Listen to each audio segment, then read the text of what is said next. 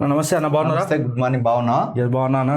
మీ కామెంటరీని చాలా మంది అభిమానులు ఉన్నారు. ఒక తెలంగాణ కాదు, భారతదేశ వ్యాప్తంగా మీకు అభిమానులు ఉండడం నిజంగా మన ఇక్కడ ఈ జిల్లాకి మీరు పేరు చేస్తున్నందుకు ముందుగా మీకు అందరికీ హార్ట్లీ కంగ్రాచులేషన్ చెప్తున్నాను. Thank you so much. ఇది ఒకసారి ఏంటి ఐపీఎల్, అసలు ఐపీఎల్ సీజన్స్ గురించి కొంత మన అంటే ఇక్కడ ఉన్న వాళ్ళకు కొంత అవగాహన అనేది మీరు కూడా కల్పించాలని ఈరోజు మిమ్మల్ని స్టూడియోకి పిలవలేదని. లక్కీగా మనవాడు ఎప్పుడు ఢిల్లీ, ముంబై, హైదరాబాద్లో ఉన్నటువంటి వ్యక్తి ఈరోజు మన కోసం స్పెషల్గా తను ఐపీఎల్ మీద, క్రికెట్ మీద అభిమానంతో అందరికీ ఒక సమాచారం ఇవ్వడం జరిగింది. చెప్పండి, ఏంటి అసలు ఈ ఐపీఎల్ ఏంటిది, వేలం ఏంటిది, దీనికి సంబంధించి పూర్తి వివరాలు చెప్పండి. ప్రతి 2 ఏళ్ళకి ఒకసారి, 2 సంవత్సరాలకు ఒకసారి కూడా మెగా ఆక్షన్ అనేది ఉంటుంది. సో అట్లనే ఈసారి కూడా మెగా ఆక్షన్ అనేది జరిగింది. చాలా మంది క్రికెట్ లవర్స్కి తెలుసు అది. సో నిన్న 24 తారీఖున, 25 తారీఖున మెగా ఆక్షన్ అనేది జరిగింది. దాంట్లో 10 టీంలు ఏవైతే ఐపీఎల్లో ఉన్నాయో అవన్నీ కూడా పాల్గొన్నాయి. అండ్ వైభవ్ గురించి మాట్లాడాలి అంటే, వైభవ్ సూర్యవంశీ తను బీహార్కి చెందినటువంటి వ్యక్తి. రీసెంట్గానే తనకి రికార్డ్స్ కూడా మంచిగా ఉన్నాయి రాజేష్ భాయ్. ఏంటి అని అంటే, రంజీలో అతి పిన్నవాడు, అంటే 12 సంవత్సరాలకే రంజీ ఆడిండు. అండ్ అదొకటే కాదు, అండర్ 19కి ఆస్ట్రేలియాతోని సెంచరీ కొట్టిండు 60 బాల్లనే. సో ఇంత మంచి రికార్డ్ చూసిన తర్వాత అన్ని టీమ్స్ కూడా, కేవలం ఆర్ఆర్ అయితే 1,10,00,000కు తనని తీసుకోవడం జరిగింది. కానీ ఆర్ఆర్ఏ కాదు, మిగతా టీమ్స్ కూడా, ఢిల్లీ క్యాపిటల్స్ కూడా చాలా గట్టి పోటీ ఇచ్చింది. 13 సంవత్సరాలకే ఇలాంటి ఒక యువకుడు బయటికి వచ్చాడు అంటే దానికి మెయిన్ కారణం ఏంటి రాజేష్ భాయ్ అంటే, కోచింగ్ సెంటర్స్.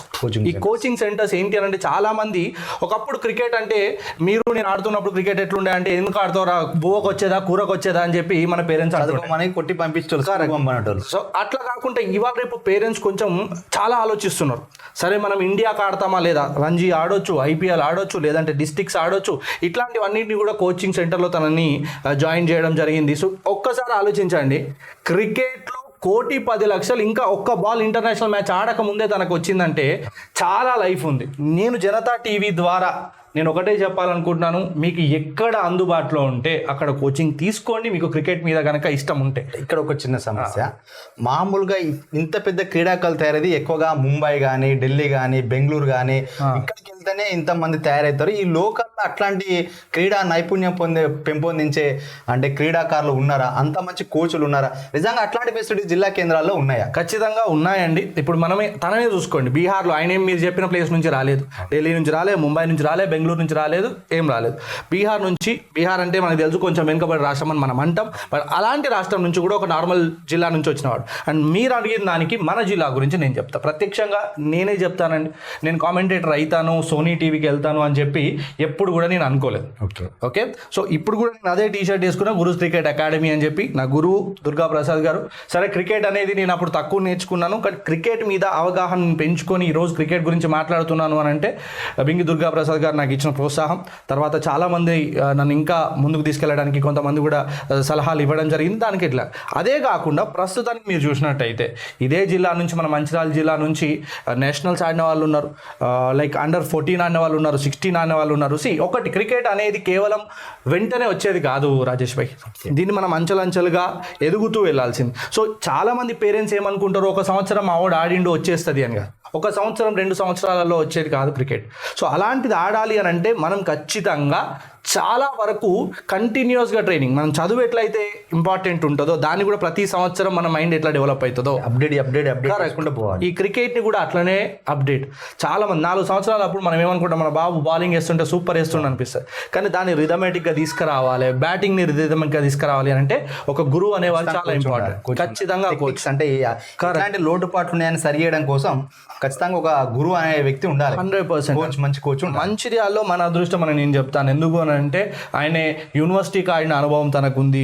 ఎంతోమంది ఆయన శిష్యులు ఎంతోమంది మొయినుద్దులకు ఆడారు. సో అలాంటి పిల్లలు ఉన్నారు. అండ్ ఇప్పుడు రీసెంట్గా తనతో మింగిల్ అయ్యే ప్లేయర్స్ కూడా వేరే క్లబ్స్కి కూడా ఆడుతున్న వాళ్ళు ఉన్నారనమాట. సో ఖచ్చితంగా దాన్ని వెలుగులోకి తీసుకురావడానికి టైం పడుతుంది. కానీ మంచి కోచింగ్ సెంటర్ అయితే గురూస్ క్రికెట్ అకాడమీ ఉంది. ఇది నేనేం పబ్లిసిటీకి చెప్పట్లేదు, ఇది జెన్యూన్గా చెప్పే మాటలు రాజు. ఒకటి వాస్తవానికి ఇప్పుడు ఎక్కడో నార్త్ ఇండియన్స్ వాళ్ళు ప్లస్ బాగా డబ్బున్న వాళ్ళే ఈ క్రీడలకి ఎక్కువ పోతున్నారు అని అంటున్నారు. అంటే ఒక విధంగా ఐపీఎల్ కానీ మిగిలిన ఇండియన్ క్రికెట్ అనే వాళ్ళకి ఖచ్చితంగా బాగా డబ్బులు ఉండాలి, వాళ్ళకి పెద్ద పెద్ద వాళ్ళ సపోర్ట్ ఉంటేనే వాళ్ళ సెలెక్ట్ అవుతారంట. ఇది ఎంతవరకు కరెక్ట్? ఇది నేను వాస్తవం అని అనను, అవాస్తవం అని అంటాను. మీరు ఇప్పుడే చూడండి, నిన్న 160 కొట్టిన మన బర్త్ లాంటి క్రికెట్, ఓకే, ఆస్ట్రేలియాతో ఆడినటువంటి జైస్వాల్.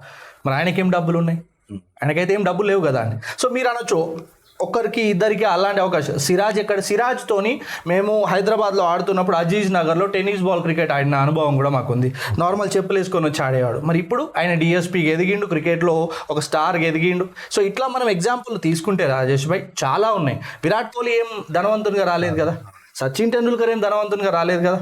సో ఏంటి అని అంటే మీరు అన్నదానికి మనకు టాలెంట్ లేకపోతే నీ దగ్గర కోట్లు ఉండని, 100 కోట్లు ఉండని పనిచేయదు. ఖచ్చితంగా టాలెంట్ అనేది ప్రామాణికంగా తీసుకుంటారు సెలెక్షన్. 100%. నేను అందరి గురించి నేను అంత పెద్దోని ఇంకా అవ్వలేదు. ఇట్లా మట్టిలో మాణిక్యాలు అందరూ తయారు కావాలంటే ఇట్లా జిల్లా కేంద్రాల్లో కూడా మరి ఇప్పుడు మన ఆసిఫాబాద్ ఉంటుంది, ఆదిలాబాద్ ఉంటుంది, వెనుకబడ్డ జిల్లాలు ఉన్నాయి, కరీంనగర్ ఉంది, వరంగల్ ఉంది, ఇంకా మిగిలిన జిల్లాలు ఇప్పుడు తెలంగాణలో 33 జిల్లాలు ఉన్నాయి. ఈ 33 జిల్లాల నుంచి కూడా క్రీడాకారులు బయటికి రావాలంటే ఇట్లా మట్టిలో మాణిక్యం అనేది మనం కేవలం ఈ క్రీడాకారులకే కాదు. మరి ఆసిఫాబాద్ నుంచి కలెక్టర్ అయిన వాళ్ళు లేరా?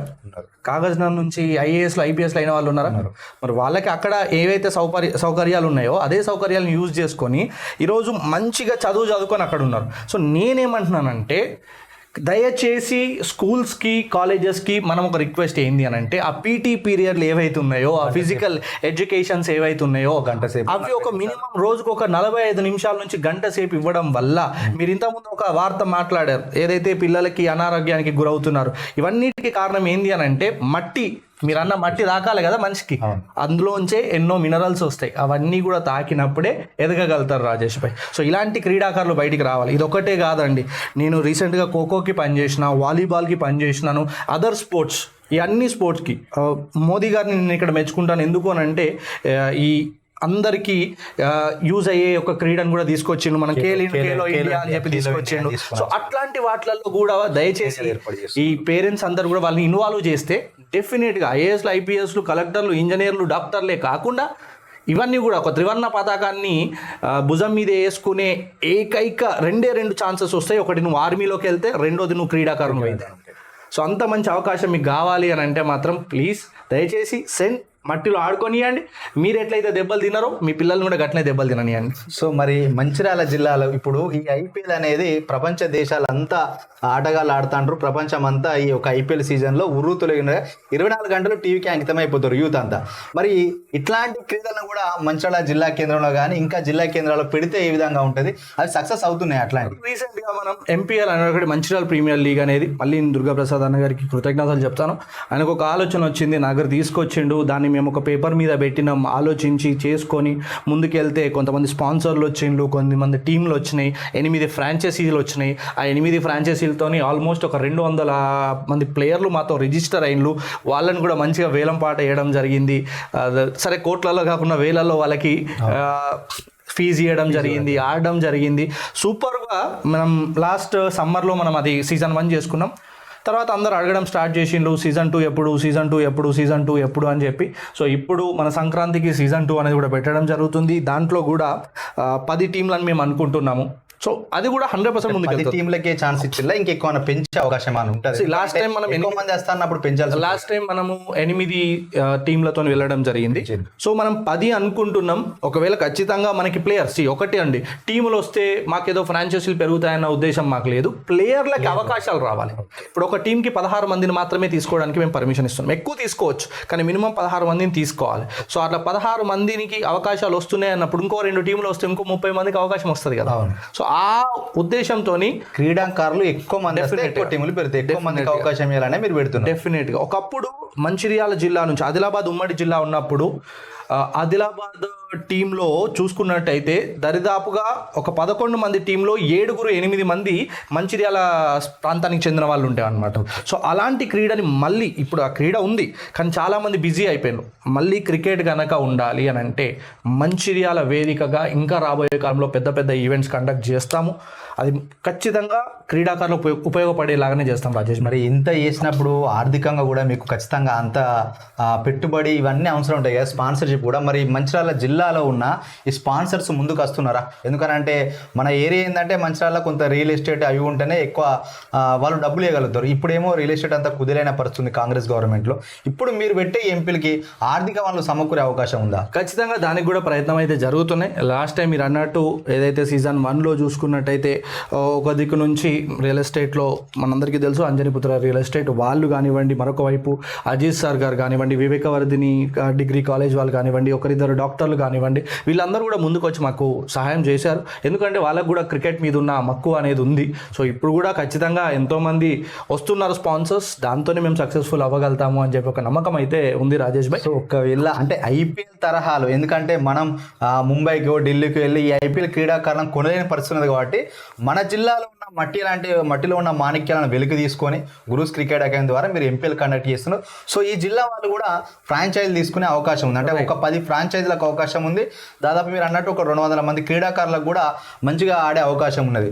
సో మొత్తానికైతే ఎక్కడో దూరంగా బాహ్య ప్రపంచానికి దూరంగా ఉన్న వాళ్ళను ప్రపంచానికి గుర్తింపు తీసుకురావడం కోసం గురూస్ క్రికెట్ ఆధ్వర్యంలో మంచి క్రికెట్ పిల్లలకు నేర్పిస్తున్నారు, ఎంకరేజ్మెంట్ ఇస్తున్నారు యూత్కు. అదేవిధంగా ఈ విధంగా ఎంపీఎల్ లాంటి ఐపీఎల్ తరహాలో ఎంపీఎల్ను పెట్టి ఇప్పుడు 2వ సీజన్ ద్వారా కూడా వీళ్ళందరినీ మళ్ళీ ఒకసారి బయట అందరి ప్రపంచానికి వీళ్ళ ఒక టాలెంట్ను చూపించడానికి గురూస్ అకాడమీ కృషి చేస్తుందని అంటున్నారు. ఖచ్చితంగా అండి. ఒక ముఖ్య ఉద్దేశం ఏంటి అని అంటే ఇదేదో ఈ టోర్నమెంట్ కండక్ట్ చేసి ఇక్కడ నుంచి మనం ఏదో టైం పాస్ కోసం కాదు.